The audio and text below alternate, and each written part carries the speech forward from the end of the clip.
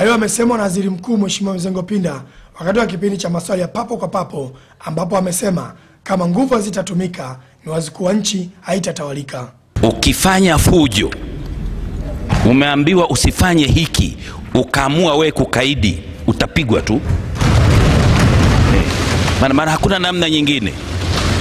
Maana lazima wote tukubaliane kwamba nchi hii tunaiendesha kwa misingi ya kisheria. Sasa kama wewe umekaidi, hutaki, unaona kwamba ni mara zaidi, wewe ndio jeuri zaidi, watakupiga tu, na mimi nasema mwapige tu kwa sababu hakuna namna nyingine. Maana tumechoka sasa. Aidha, kuhusu vita dhidi ya rushwa, Mheshimiwa Pinda amesema ni jukumu la kila mtu kupiga vita rushwa ili kuweza kuitokomeza. Jambo hili ni letu sisi sote.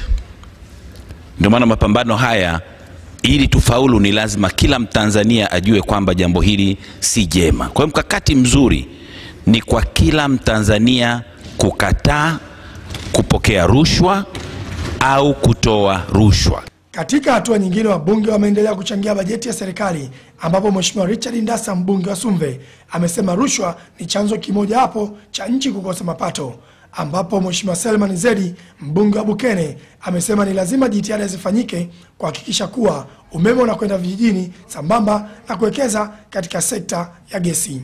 Rushwa imezidi, na niombe serikali na nimwombe Mheshimiwa Waziri wa Fedha atakapokuja wakati anajumuisha, atuambie ana mikakati gani ya kuboresha bandari ya Dar es Salaam. Tunajenga uwezo wa TPDC, shirika letu la serikali la kuweza kusimamia hii miradi ya gesi. Kipindi hiki cha sasa hivi miradi yote inafanywa na makampuni ya uwekezaji. Ili tuweze kunufaika na tuione faida ya uwekezaji katika maeneo hayo, ni lazima TPDC iwezeshwe. Katika mkutano huu wa 11 na kikao cha 53, mshindi wa kiti cha ubunge kwa tiketi ya chama cha wananchi kafu jimbo la Chambani huko Pemba, Mheshimiwa Yusuf Salim Hussein, amekula kiapo cha utii, ambapo itakumbuka kuwa alikuwa mbunge wa jimbo hilo marehemu Salim Ahmad Khamisi alifariki dunia Machi 29 mwaka huu.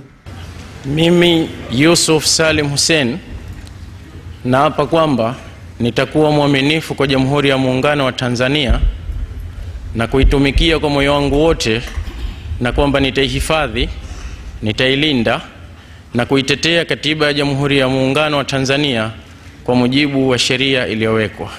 Ewe Mwenyezi Mungu nisaidie.